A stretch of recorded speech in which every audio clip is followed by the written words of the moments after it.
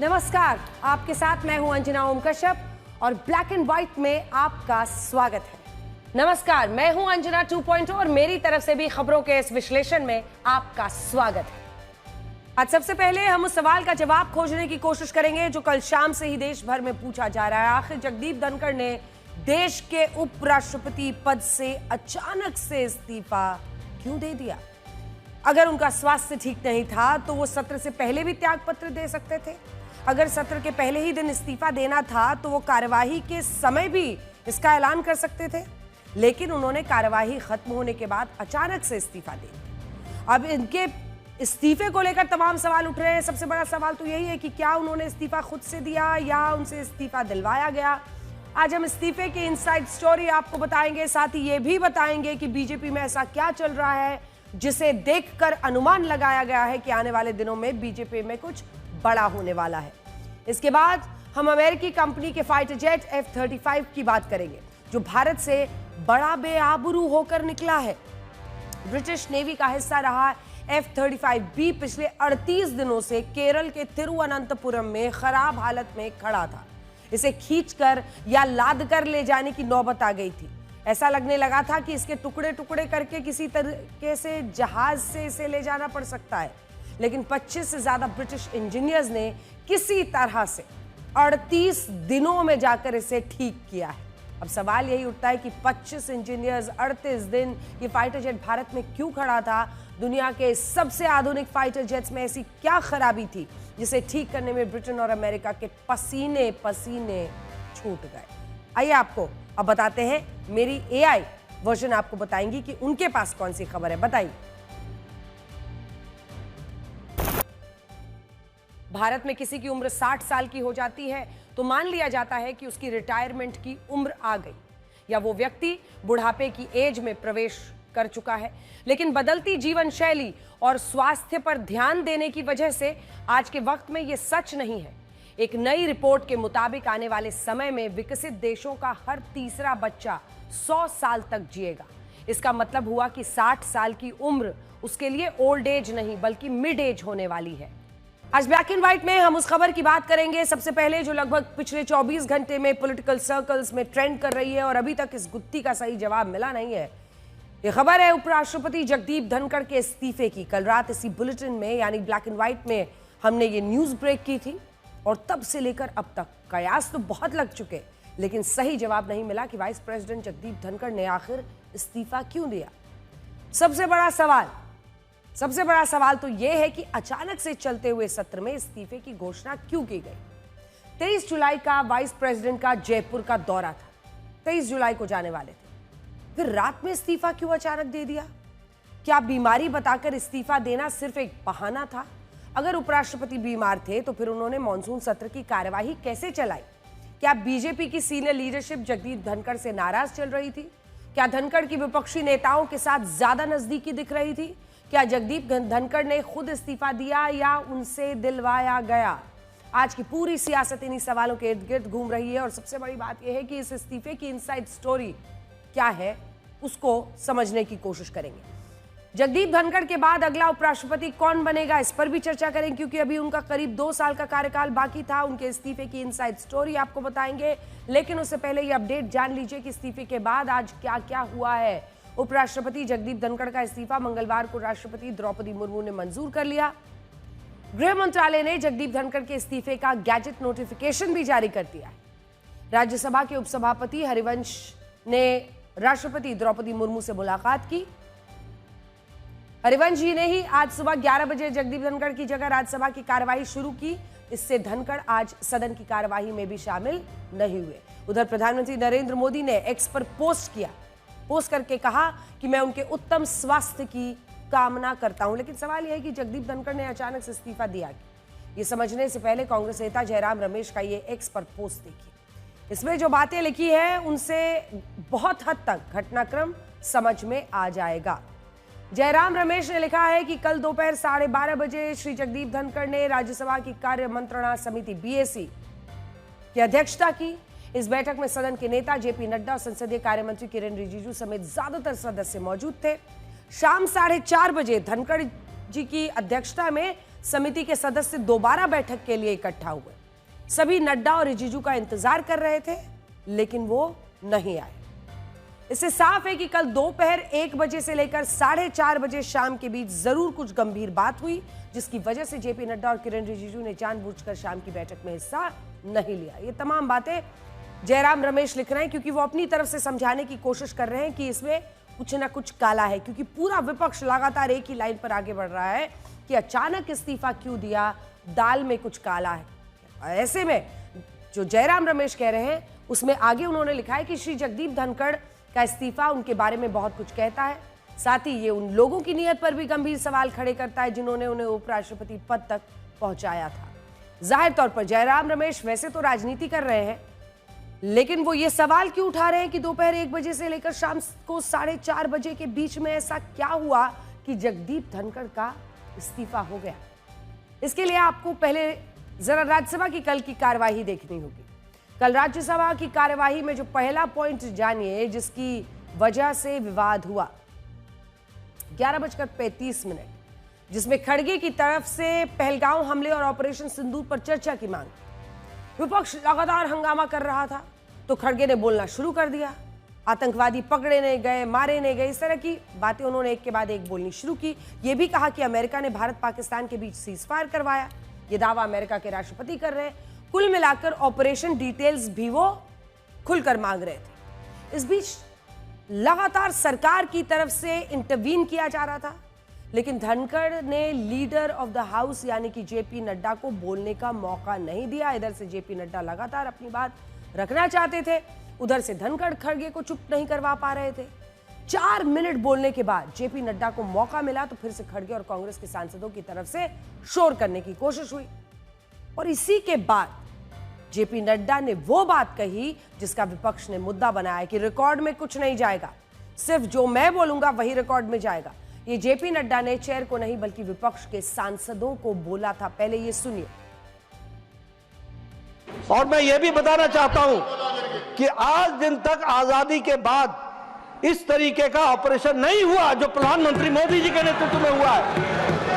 I am not going into the details of it, but I would like to tell you. अरे गुस्सा मत करो भैया, अरे गुस्सा मत करो। Nothing will go on record. Whatever I'll say, that will go on record. You should know. I would like to tell you. अरे गुस्सा मत करो भैया, अरे गुस्सा मत करो। Nothing will go on record. Whatever I'll say, that will go on record. You should know.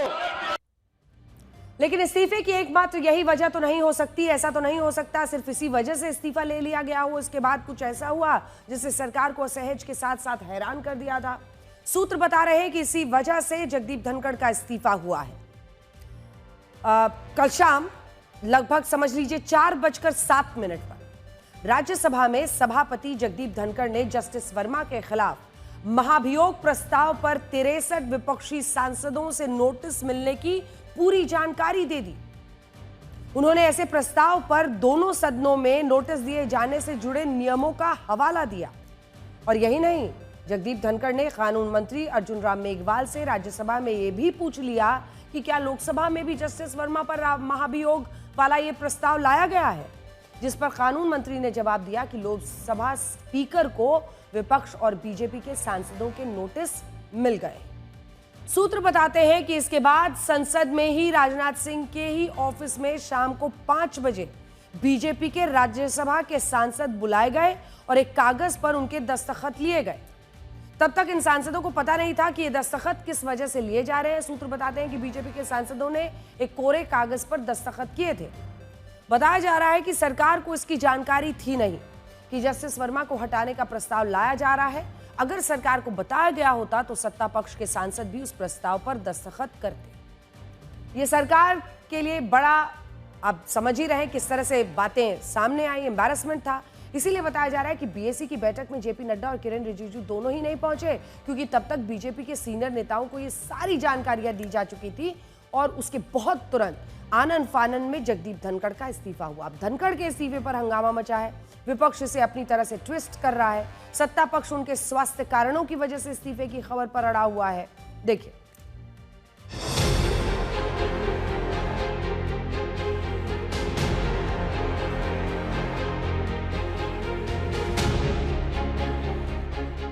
ये साफ दर्शाता है कि कहीं ना कहीं जो रिश्ता केंद्र सरकार और उपराष्ट्रपति के बीच में जो पहले जैसा था अब वैसा नहीं है। कहने का मकसद ही नहीं है, क्योंकि ये उनकी इच्छा है और गवर्नमेंट की इच्छा है कि उनको स्वीकार करना नहीं करना, वो सब उनकी बात है, हमारा कोई इससे वास्ता नहीं। पिक्चर उतनी भी क्लियर नहीं जितनी बताने का प्रयास हो रहा है। बहुत सारी परतें हैं जो कि खुलेंगी आने वाले दिनों में। अब दिया गया है कि लिया गया है, ये सवाल खड़ा होता है। अगर अचानक से स्वास्थ्य बिगड़ा है तो उसी समय इस्तीफा देने की तो बात हो नहीं सकती है। उपराष्ट्रपति देश का सेकंड सबसे बड़ा संवैधानिक पद है, उस पद पर धनखड़ साहब ने इस्तीफा दिया है। अब आप थोड़ा इंतजार कीजिए, जिसकी नियुक्ति होती है हो जाए, उसके बाद ही किसी तरह की टीका टिप्पणी करना उचित होगा।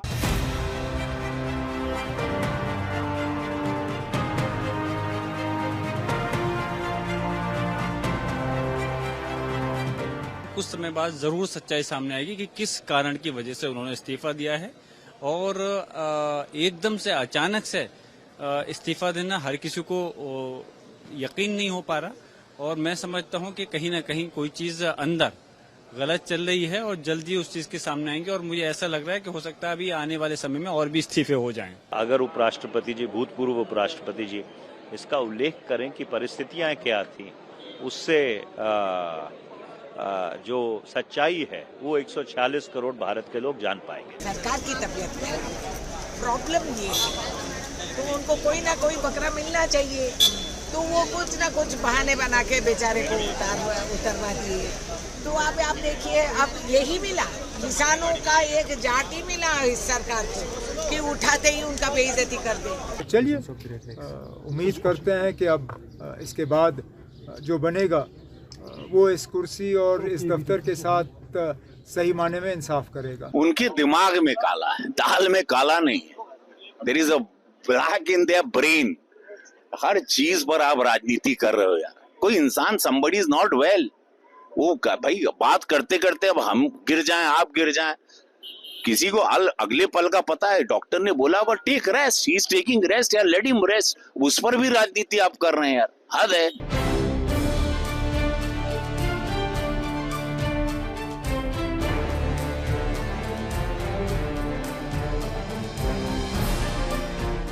अगर उन्होंने कहा है कि मैं स्वास्थ्य की वजह से, तो उस बात को छोड़ देना चाहिए, इससे आगे नहीं बढ़ना चाहिए। आज वक्त है इस बात का कि धनखड़ साहब जब भी वहां बैठे, उन्होंने प्रयास किया कि सत्ता पक्ष और विपक्ष के बीच में एक ऐसा वातावरण बने ताकि देश को आगे बढ़ाया जाए। हेल्थ का ग्राउंड में उन्होंने रेजिग्नेशन दिया है, उसको हमको एक्सेप्ट करना है। हमको जो है उनका फेस वैल्यू जो है, उसका कंटेंट्स का जो फेस वैल्यू है, उसको लेके चलेंगे। मन में हमारे भी सवाल हैं और केंद्र सरकार को बताना चाहिए कि क्या हेल्थ एक कारण है या उनको किसी तरीके से उन पे के ऊपर कार्रवाई की मांग हुई या कुछ हुआ है। इस्तीफे की बात है तो जो हम लोगों को जानकारी मिली है स्वास्थ्य को लेकर के, तो इसमें हम लोग क्या बोल सकते हैं, किसी का व्यक्तिगत फैसला है और स्वास्थ्य को लेकर के है, तो क्या राजनीति के मायने निकालें इसमें।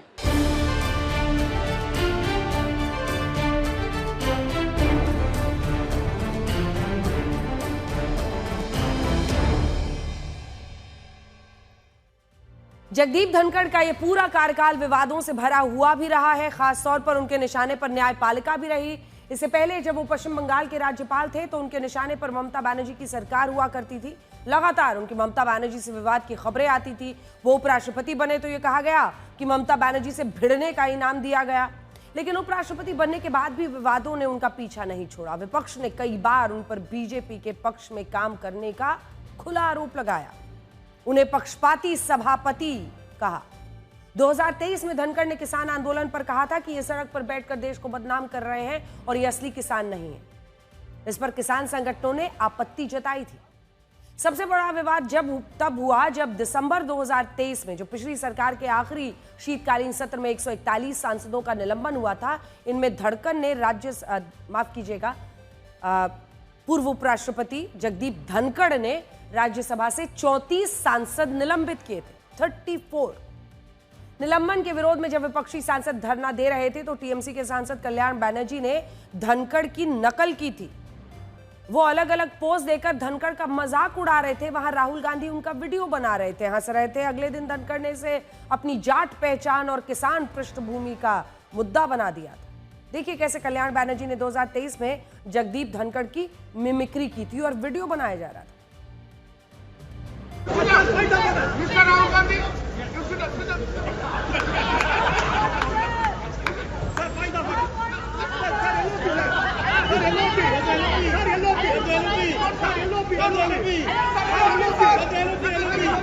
Mr. Rai, you are a lawyer. I am a lawyer. You are a lawyer. I am a lawyer. Mr. Nariman is not a good lawyer. How many cases you know? I have done in Supreme Court. You are a lawyer. I am a lawyer. I am dead. Must understand. My spine is so straight.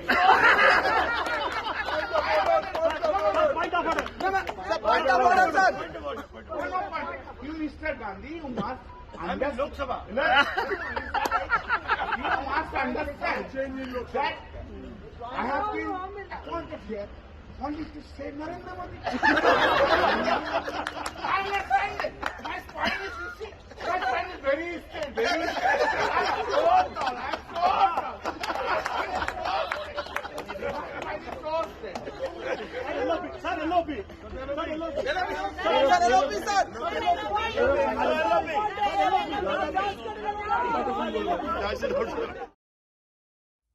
तो ये वो हिस्सा है जब कल्याण बनर्जी नकल कर रहे थे, शारीरिक रूप से मजाक उड़ा रहे थे। वो शारीरिक रूप से पूर्व उपराष्ट्रपति जगदीप धनखड़ का।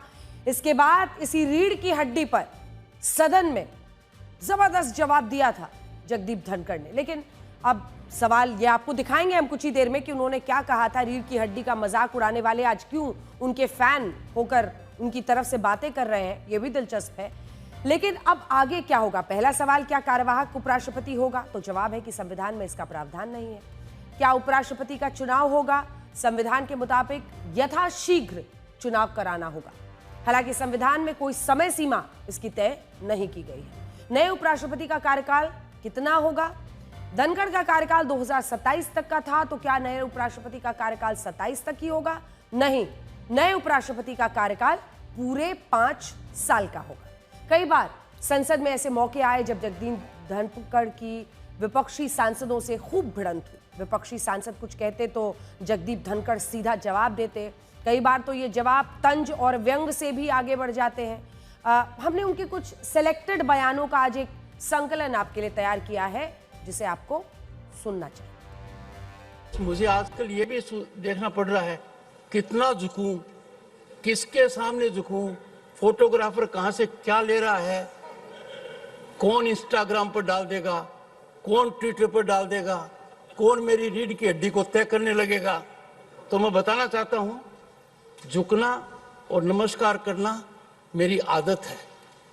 ये नहीं देखता सामने कौन है। आप तो बहुत सम्मानित हैं, पर कई बार बड़ी पीड़ा होती है, गिरावट की कोई सीमा होती है, बड़ा बुरा लगता है।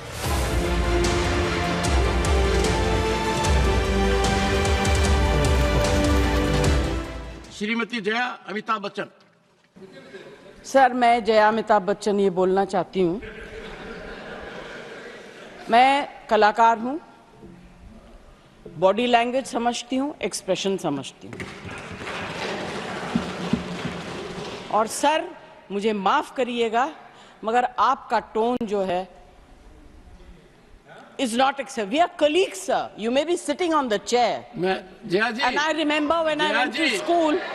Jaya ji, you know, an actor is subject to the director. You have not seen what I see from here. Every day, I don't want to repeat. I don't want schooling. I am a person who has gone out of the way. And you say, my tone? No, no, no, she's given to you. No, no, don't applaud now. No, enough of it. Enough of it.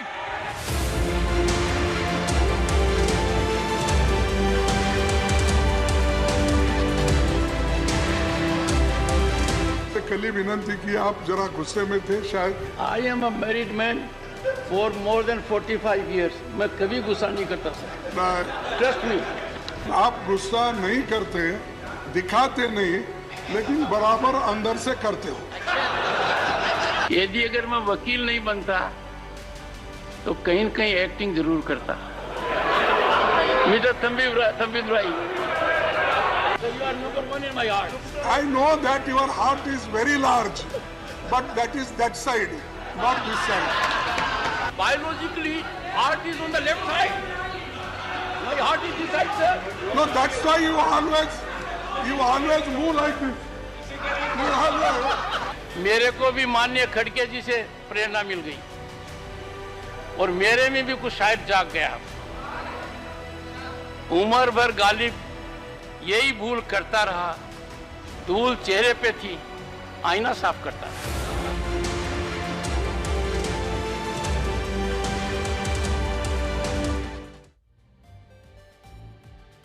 अब पूरी बहस इस बात की हो रही है कि अगला उपराष्ट्रपति कौन बनेगा। कई तरह के नाम है, बिहार से लेकर केरल तक के नाम चल रहे हैं। इन नामों पर अभी सिर्फ कयास है, बनेगा कौन ये पता नहीं, लेकिन प्रक्रिया क्या होगी ये हम आपको जरूर बता देते हैं। चुनाव आयोग को अगले उपराष्ट्रपति के लिए चुनाव करवाना होगा, लेकिन उपराष्ट्रपति को सीधे आम लोग नहीं चुनते हैं, बल्कि उपराष्ट्रपति को राज्यसभा और लोकसभा के दोनों सदनों के सांसद चुनते हैं। आने वाले दिनों में चुनाव आयोग चुनाव का शेड्यूल जारी करेगा, फिर इसके बाद राजनीतिक गठबंधन अपने अपने उम्मीदवार का नामांकन भरेंगे, फिर वोटिंग में सारे सांसद वरीयता के हिसाब से, सीनियरिटी के हिसाब से प्रत्याशियों की रैंकिंग करेंगे और उसके बाद से वोट। देखिए, अब ये देखिए कि जीत के लिए कितने वोट की जरूरत होगी। संसद की मौजूदा ताकत है 782 सांसदों की, तो जीत के लिए जादुई नंबर हुआ 392 वोटों का या इससे ज्यादा वोट। तो 392 ये जादुई आंकड़ा है, इससे ऊपर हो सकता है। अगर कैजुअल वैकेंसी है which is caused by resignation और अदर नेचुरल रीजंस, तो उस केस में इलेक्शन कमीशन को 6 मंथ्स के अंदर नए इनकम्बेंट को इलेक्ट करके परिणाम दे देना चाहिए। तो इस केस में वो वाला लागू होगा कि before expiry of 6 months from the date of vacancy election should be completed. इसमें इलेक्टोरल कॉलेज जो है दोनों हाउसेज के मेंबर्स होते हैं, लोकसभा और राज्यसभा, और ये जो है चुनाव दिल्ली में ही हो जाता है और रिटर्निंग ऑफिसर इसमें अल्टरनेटली या तो सेक्रेटरी जनरल ऑफ लोकसभा होते हैं, अगर पिछली बार वो रहे हैं तो सेक्रेटरी जनरल ऑफ राज्यसभा होते हैं, तो वो चुनाव कराते हैं और रिटर्निंग ऑफिसर ही उसमें इलेक्शन के लिए नॉमिनेशन आमंत्रित करते हैं, ये सब करते हैं। तो मुझे लगता है इसकी प्रक्रिया अधिक से अधिक 1.5 महीने लगता है, जिसमें ट्रेनिंग वगैरह सब शामिल है। एक और कन्फ्यूजन है लोगों के बीच, जो सोशल मीडिया पर लोग लिख रहे हैं कि चुनाव 5 साल के लिए ही होगा, अगले 5 साल के लिए, या बचे हुए टर्म के लिए? चुनाव जब भी होगा तब 5 साल के लिए ही होगा, चाहे वो कैजुअल वैकेंसी के समय चुनाव हो, चाहे वो नियमित वैकेंसी के समय चुनाव हो। जगदीप धनखड़ का इस्तीफा जिस तरह से हुआ, उससे ये सवाल उठने लगे हैं कि क्या बीजेपी में आने वाले दिनों में कुछ बड़ा होने वाला है। अब चर्चा इसी की करेंगे क्योंकि राजनीति पर पकड़ रखने वाले लोग बहुत दिनों से ये सवाल उठा रहे हैं कि बीजेपी में सब कुछ ठीक ठाक नहीं चल रहा है। इसके बहुत से संकेत मिलते हैं, जैसे कि अभी तक बीजेपी अपना अध्यक्ष नहीं तय कर पाई है, संगठन में भी विस्तार बाकी है। हालांकि इस पर एक वक्त पर गृहमंत्री अमित शाह ने बहुत ही जबरदस्त दबाव दिया था जब उनसे ये पूछा गया कि आप लोग आखिर अपना अध्यक्ष क्यों नहीं चुन पा रहे हैं, तो उन्होंने कहा छोटा मोटा संगठन नहीं है, हजारों कार्यकर्ता हैं, लाखों कार्यकर्ता हैं, उनमें से किसी एक को चुनना है, टाइम लगता है। लेकिन सवाल यही है कि अध्यक्ष का चुना जाना, विस्तार क्यों नहीं हो रहा। कहा जा रहा है कि जब ये सब कुछ होगा तो फिर कैबिनेट का भी विस्तार होगा। तो फिर सवाल है कि बीजेपी तय करने में वक्त क्यों ले रही है। क्या बीजेपी को नया अध्यक्ष नहीं मिल पा रहा है या फिर किन्हीं वजहों से सहमति नहीं बन पा रही है। करीब 13 महीने बीजेपी ने लगातार तीसरी बार चुनाव जीता था। बीजेपी 272 का जादुई आंकड़ा नहीं छू पाई, 240 सीटों पर सिमट गई। बीजेपी को सरकार चलाने के लिए नीतीश और नायडू का सहारा लेना पड़ा, लेकिन उसी के बाद से बीजेपी में उठापटक भी शुरू हुई थी। लोकसभा चुनाव 2024 के नतीजों के बाद भारतीय जनता पार्टी के भीतर राजनीतिक गतिविधियां लगातार चल रही हैं। पार्टी के अंदरूनी गलियारों में हलचल है, फैसलों को लेकर बैठकों का दौर जारी है और चर्चाएं जोरों पर है कि आखिर बीजेपी के अंदर चल क्या रहा है, क्या कुछ बड़ा होने वाला है। सबसे पहले अध्यक्ष का पद, जिसको लेकर सस्पेंस अभी भी बरकरार है। अब तो लोग ऐसा मानकर बैठे हैं कि अब तो जिस दिन आएगा उस दिन आ जाएगा, इस पर चर्चा भी क्या की जाए। मौजूदा अध्यक्ष जेपी नड्डा का कार्यकाल 2024 के लोकसभा चुनाव तक बढ़ा दिया गया था, लेकिन चुनाव संपन्न होने के बाद भी अब तक नया अध्यक्ष नियुक्त नहीं हुआ है। पार्टी के वरिष्ठ नेता मानते हैं कि बीजेपी एक ऐसा दल है जहां निर्णय तेजी से लिए जाते हैं, लेकिन उससे पहले लंबा मंथन चलता है। यही कारण है कि राष्ट्रीय अध्यक्ष के नाम पर अब तक अंतिम निर्णय नहीं लिया गया है। अब देखिए दूसरा मुद्दा, अगर आप देखें तो सूत्रों के अनुसार राष्ट्रीय अध्यक्ष का चुनाव उत्तर प्रदेश, गुजरात, हरियाणा, दिल्ली जैसे राज्यों में सांगठनिक चुनाव है उनके बाद ही संभव है। लेकिन इन राज्यों में सांगठनिक चुनावों की तिथि अभी तय नहीं हुई है, जिससे यह प्रक्रिया और लंबी खिंच सकती है। बीजेपी के सूत्रों का कहना है कि राष्ट्रीय अध्यक्ष के चुनाव के तुरंत बाद प्रधानमंत्री नरेंद्र मोदी की कैबिनेट में विस्तार किया जा सकता है। बताया जा रहा है कि इस बार पार्टी की रणनीति युवा चेहरों को आगे लाने की है। साथ ही ये विचार भी किया जा रहा है कि वर्तमान कैबिनेट को संगठन में नई जिम्मेदारियां दी जा सकती है। इसका मतलब समझिए, बीते तमाम चेहरे याद कर लीजिए भारतीय जनता पार्टी से। ऐसे कई लोग आपको देखेंगे जो कैबिनेट मंत्री थे, लेकिन अचानक उन्हें कह दिया गया कि अब आपको संगठनात्मक काम करना है, बीजेपी के लिए काम करना है, और अनुशासन के तहत वो बीजेपी में अब किसी ना किसी पद पर मौजूद है और कैबिनेट मंत्री पद उनके लिए इतिहास हो गया है। देखिए, राष्ट्रीय स्तर के साथ साथ राज्य स्तर पर भी बड़े फैसले लंबित हैं। उत्तर प्रदेश, मध्य प्रदेश, राजस्थान, उत्तराखंड जैसे बीजेपी शासित राज्यों में कैबिनेट विस्तार की चर्चा। पार्टी नेतृत्व इन फैसलों को लेकर जल्द ही निर्णायक कदम उठा सकता है। सूत्र बताते हैं कि 8 राज्यों में कैबिनेट विस्तार की योजना लगभग तैयार है और इसका क्रियान्वयन निकट भविष्य में किया जा सकता है। यह सब तो वो दिख रहा है जो होना ही है, आज नहीं तो कल, मतलब समय बस होना है और जिसमें होना ही है। लेकिन सवाल यह है कि बीजेपी के अंदर पक क्या रहा है। खास तौर पर 2 दिन पहले यूपी के मुख्यमंत्री योगी आदित्यनाथ के दिल्ली दौरे पर सवाल उठ रहे हैं, जहां उनकी मुलाकात प्रधानमंत्री नरेंद्र मोदी, गृह मंत्री अमित शाह और बीजेपी अध्यक्ष सबसे हुई। जानकार मानते हैं कि आने वाले दिनों में बीजेपी के लिए बहुत महत्वपूर्ण फैसले लेने का वक्त है और हो सकता है कि जगदीप धनखड़ के इस्तीफे से इसकी शुरुआत हो, क्योंकि अगर धनखड़ का विकेट गिरा है तो विकेट तो और भी गिरेंगे और कई जगहों से गिरेंगे, ऐसा सूत्र बता रहे। चलिए अब अगली खबर का रुख करते हैं। बिहार में वोटर रिविजन को लेकर आर पार की लड़ाई का चैप्टर आज संसद में भी खुल गया। संसद के दोनों सदनों में कामकाज तो नहीं हुआ, लेकिन राहुल गांधी, अखिलेश यादव समेत इंडिया अलायंस के तमाम बड़े नेताओं ने संसद के बाहर चुनाव आयोग के स्पेशल इंटेंसिव रिविजन यानी SIR के खिलाफ तख्तियां लहरा दी। इन पर अलग अलग स्लोगन्स लिखे थे, क्विट SIR, स्टॉप SIR, लोकतंत्र की हत्या जैसे नारों से सरकार को घेरने की कोशिश की गई। संसद के मौजूदा मानसून सत्र के दूसरे दिन SIR के खिलाफ विपक्ष का यह विरोध सुप्रीम कोर्ट में चुनाव आयोग के हलफनामे के दूसरे दिन आया है। हलफनामे में बिहार वोटर रिविजन पर चुनाव आयोग का स्टैंड विपक्ष के लिए बहुत हार्ड है, जिसमें चुनाव आयोग ने आधार कार्ड, राशन कार्ड, मौजूदा वोटर कार्ड साफ कह दिया, वैलिड डॉक्यूमेंट मानने से इस मानने वाले सुझाव को न सिर्फ अस्वीकार किया है, बल्कि यह भी कहा है कि वोटर नागरिक है या नहीं, यह तय करना उसका संवैधानिक अधिकार है।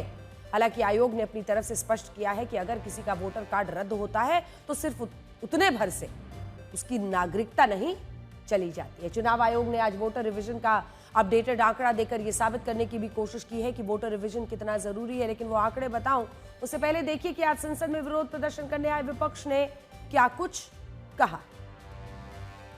बिहार का चुनाव 1-1.5 महीने में नई वोटर लिस्ट बनना, तो इसलिए हम लोग उसके खिलाफ हैं। अभी लोकसभा चुनाव हुआ है, अगर जो डिलीट हुए होंगे या बढ़ गए घट गए होंगे एक अलग तरीका है, लेकिन आप वोटर लिस्ट नहीं बना रहे हो, इसका मतलब बीजेपी ने कोई तैयारी की है बहुत बड़े पैमाने पे बेईमानी करने के लिए। हमने आपने चंडीगढ़ में देखा बैलेट का जब वोट पड़ा तो कैसे बैलेट का वोट पड़ा था, तो कितने उदाहरण थे हम बीजेपी के। और बीजेपी के लोग तो बूथ पर पता नहीं कौन सी मशीन लेकर के आते हैं जिसमें वोटर ID कार्ड बना लेते हैं लोग, जो इलेक्शन कमीशन का सबसे महत्वपूर्ण कार्ड होता है। वो कार्ड बन जाता है वहाँ। आधार कार्ड बनाने की मशीन लेकर के आते हैं बीजेपी के लोग, वो बना लेते हैं। तो बताइए, अब आधार कार्ड बना लेते हैं, वोटर आईडी बना ले, अब तो पूरी वोटर लिस्ट नहीं बना रहे हैं। ये लोकतंत्र का कत्ल है और हम इसी के लिए हम बार बार बोल रहे हैं कि ये एकदम गलत है जो कर रहे हैं।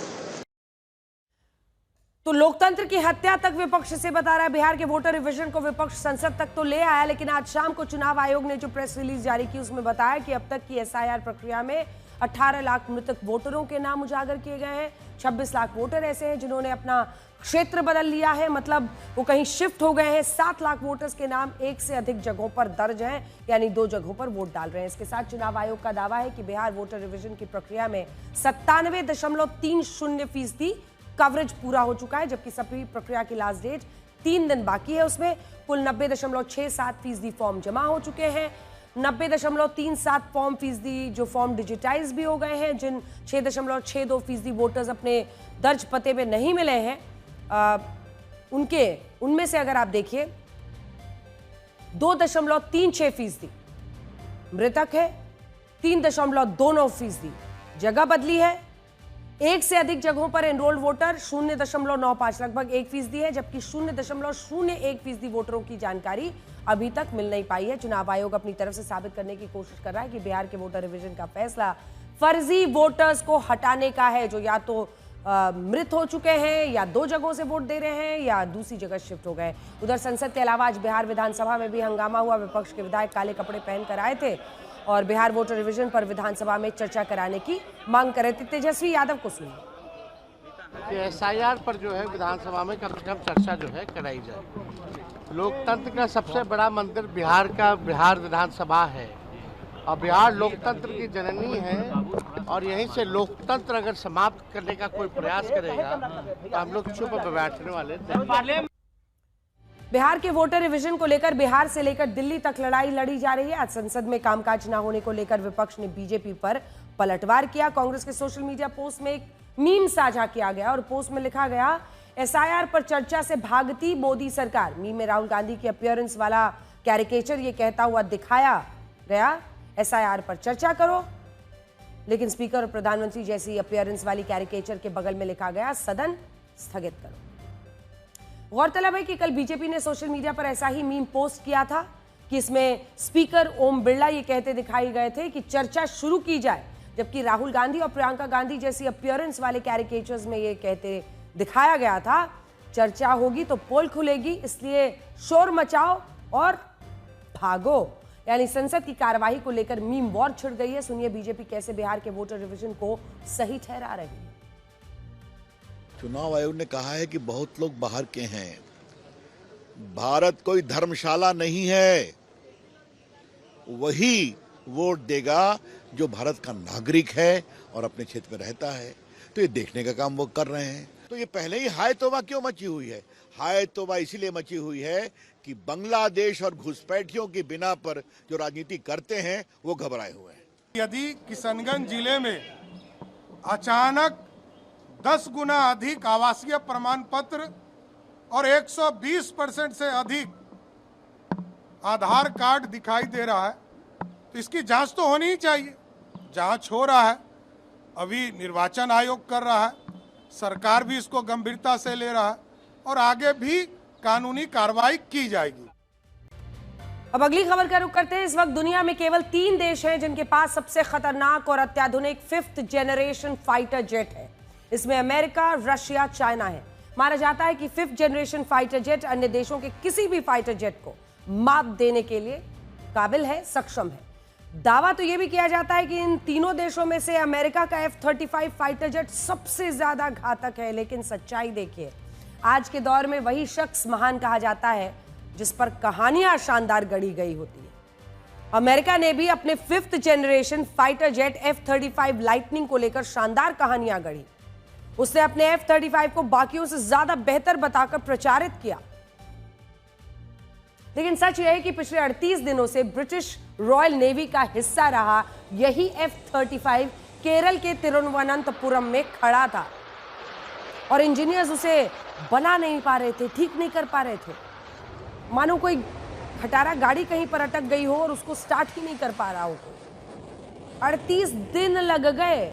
25 से ज्यादा इंजीनियर्स इस फाइटर जेट को ठीक करने में लगे थे। इन्हें अब जाकर कामयाबी मिली। आज इस फाइटर जेट ने फाइनली दोबारा उड़ान भरी और तिरुवनंतपुरम के एयरपोर्ट से वो निकली। ब्रिटिश हाई कमीशन ने एयरक्राफ्ट की मरम्मत के दौरान मदद करने के लिए भारत का शुक्रिया भी अदा किया है। 14 जून को इस फाइटर जेट की इमरजेंसी लैंडिंग करवाई गई थी। तब दावा यह किया गया कि इसकी वजह खराब मौसम, फ्यूल की कमी। अब ये सोचने वाली बात है कि जिस फाइटर जेट को दुनिया का सबसे खतरनाक फाइटर जेट बताया जाता है, वो खराब मौसम में उड़ नहीं पाया। ये 5th generation stealth fighter jets जो होते हैं, वो हर तरह के मौसम में आराम से उड़ान भरने के लिए जाने जाते हैं। लेकिन ये वजह बताई गई, मतलब अगर कल को युद्ध हो जाए, युद्ध के दिन बारिश हो रही हो, तो F-35 क्या बेकार हो जाएगा? बहरहाल ये विमान ब्रिटिश नौसेना के HMS Prince of Wales carrier strike group का हिस्सा है। ब्रिटेन ने अमेरिका से अपनी नौसेना के लिए 918 करोड़ रुपए में F-35B फाइटर जेट्स खरीदा था। 14 जून को अरब सागर में केरल से 185 किलोमीटर दूर ब्रिटिश नौसेना का युद्धाभ्यास चल रहा था।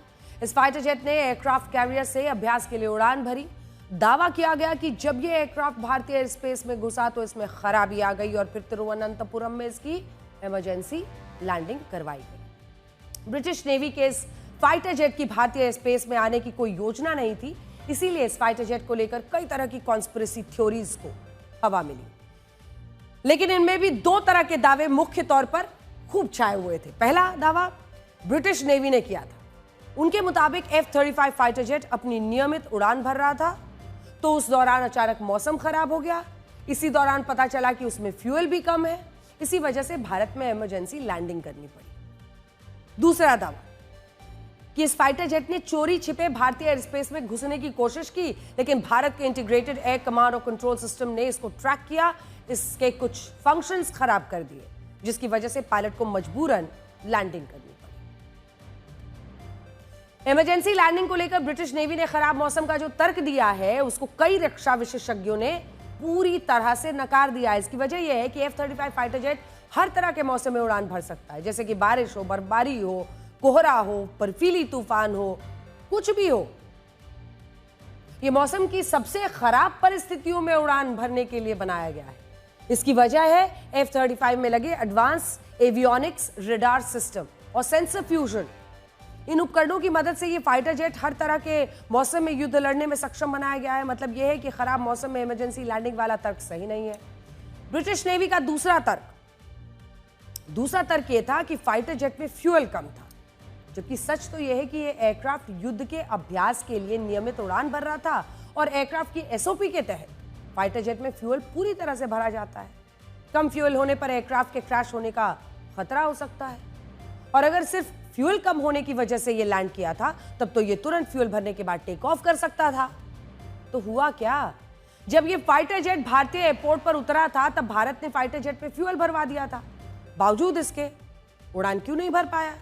कुछ दिन बाद एक नया दावा किया गया। इस बार कहा गया कि फाइटर जेट के हाइड्रोलिक्स में खराबी आ गई और इसी वजह से विमान दोबारा उड़ान नहीं भर पाया था। अब ये सोशल मीडिया पर तो मीम्स का, चुटकुलों का पूरा भंडार बन गया था F-35। किसी भी फाइटर जेट में देखिए, हाइड्रोलिक सिस्टम काफी महत्वपूर्ण तो होता है, क्योंकि इससे कई अहम उपकरण जुड़े होते हैं, जैसे landing gear, brake, flight control surface. इन्हीं की मदद से फाइटर जेट हवा में उड़ान भरता है और कलाबाजियां करता है।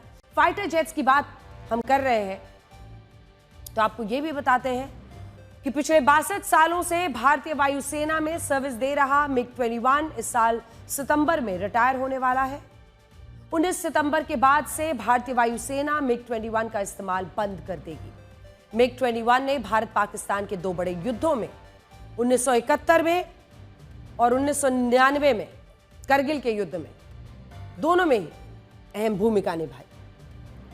इसके अलावा इस फाइटर जेट ने 1965 युद्ध, 2019 बालाकोट एयर स्ट्राइक के दौरान बड़ा काम किया, महत्वपूर्ण भूमिका निभाई। MiG-21 बाइसन को भारत ने रशिया से खरीदा था। इसे साल 1963 में पहली बार भारतीय वायुसेना में शामिल किया गया था। यह भारत का पहला सुपरसोनिक फाइटर जेट था। भारत ने उस वक्त 900 MiG-21 जेट खरीदे थे, जिनमें से अब केवल 36 ही बचे हैं। 900 में 660 MiG-21 को हिंदुस्तान एरोनॉटिक्स लिमिटेड ने भारत में ही बनाया था, क्योंकि रशिया से भारत ने इस विमान को असेंबल करने के अधिकार और तकनीक भी ले ली थी।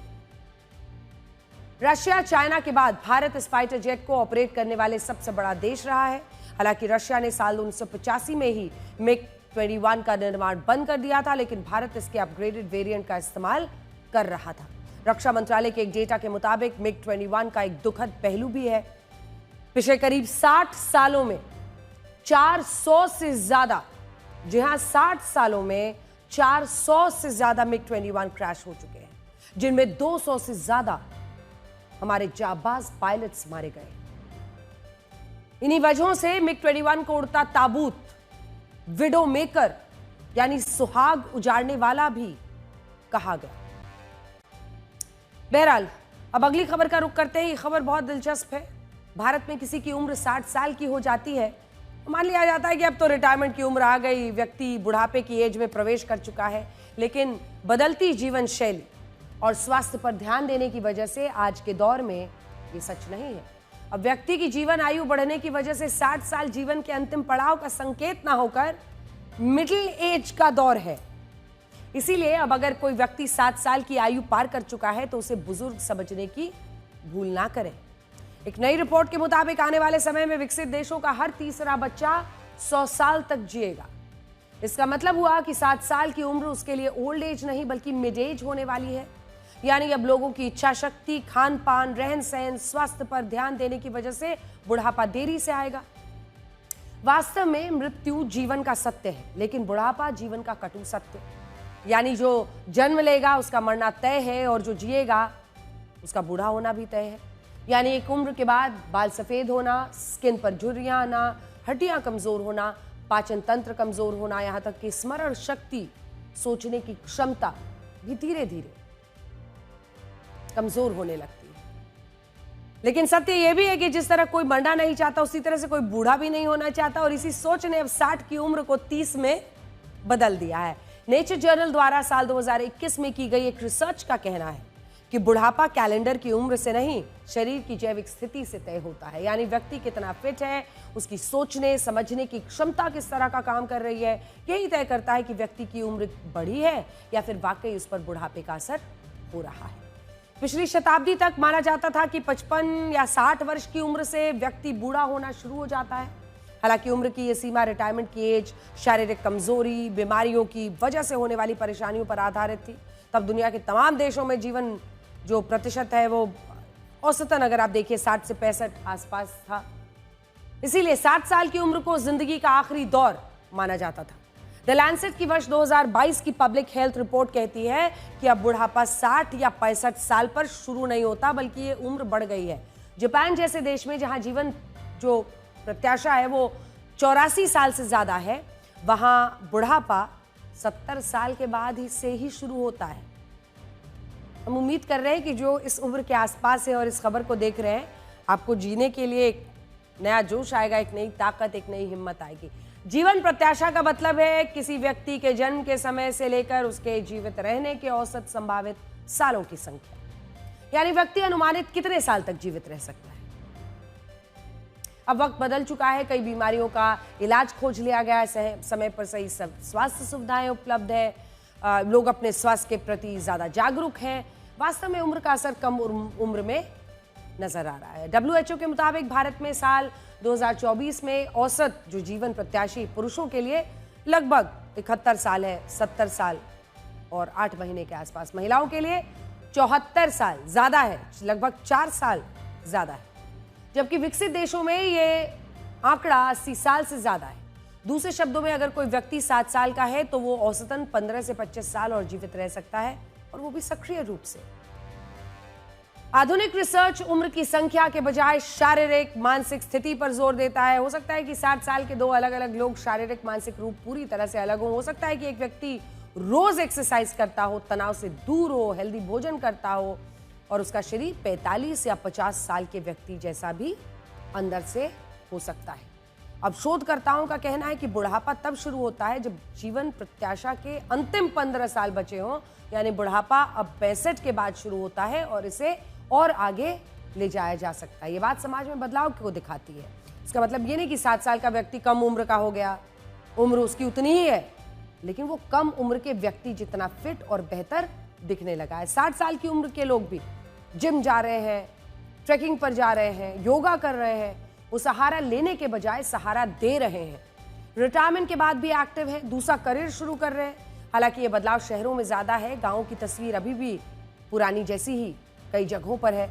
अब वैज्ञानिक भी मानने लगे हैं कि कोई व्यक्ति जीवन भर मानसिक रूप से सक्रिय रहता है तो उसका दिमाग उम्र बढ़ने के बाद भी बहुत तेज बना रहता है, इसलिए सीखना जारी रखना चाहिए। जी हाँ, सबसे बड़ा संदेश इसका यही है कि सीखते रहिए, नई चीजें सीखते रहिए। दिमाग अगर स्वस्थ है और शरीर को आप स्वस्थ रखेंगे तभी अंदर से आपकी उम्र कम होगी। अब भारत में बढ़ती उम्र के बाद भी लोग सामाजिक रूप से सक्रिय हैं। राजनीति, फिल्म इंडस्ट्री, कई क्षेत्रों में देखिए अधिक उम्र के लोग युवाओं की तरह सक्रिय हैं, बेहतर जीवन शैली को अपना रहे हैं, समय पर इलाज करा रहे हैं, व्यायाम कर रहे हैं, पर्याप्त नींद ले रहे हैं। और अब अगली खबर का रुख करते हैं। ये खबर बहुत दिलचस्प है। उन लोगों के लिए खुशखबरी है जिन्होंने आने वाले दिनों में सोने के गहने बनाने हैं और वो लाख रुपए तोले का सोना अफोर्ड नहीं कर पा रहे। महंगे गोल्ड ने आम ग्राहकों के लिए ज्वेलरी खरीदना मुश्किल बना दिया है, क्योंकि जितने ज्यादा कैरेट का गोल्ड होगा वो उतना ज्यादा महंगा होगा। अब कारोबारियों ने इस मुश्किल का तोड़ खोज निकाला है। ये बहुत दिलचस्प है। देखिए, दाम अचानक से नहीं घटा है, लेकिन आपके लिए कम खर्च कैसे हो सकता है? कम कीमत में गहनों को खरीदने की चाहत रखने वाले ग्राहकों के लिए हल्के और कम कैरेट वाले आभूषणों का चलन बढ़ने लगा है। यानी अब आप 9 कैरेट गोल्ड में भी आभूषण खरीद सकते हैं। लेकिन इसको क्यों गोल्ड माना जाएगा? भारतीय मानक ब्यूरो यानी BIS ने ज्वेलर्स की मांग के बाद 9 कैरेट गोल्ड को हॉलमार्किंग के दायरे में लाने की मंजूरी दे दी है। इसके बाद 375 PPT वाले गोल्ड गहनों की बिक्री शुरू हो सकेगी। 9 कैरेट गोल्ड का रेट लगभग 37,000 से 38,000 रुपए प्रति 10 ग्राम हो सकता है। अब तक 24, 23, 22, 20, 18, 14 कैरेट तक के गोल्ड से बनी ज्वेलरी पर ही हॉलमार्क जरूरी थी।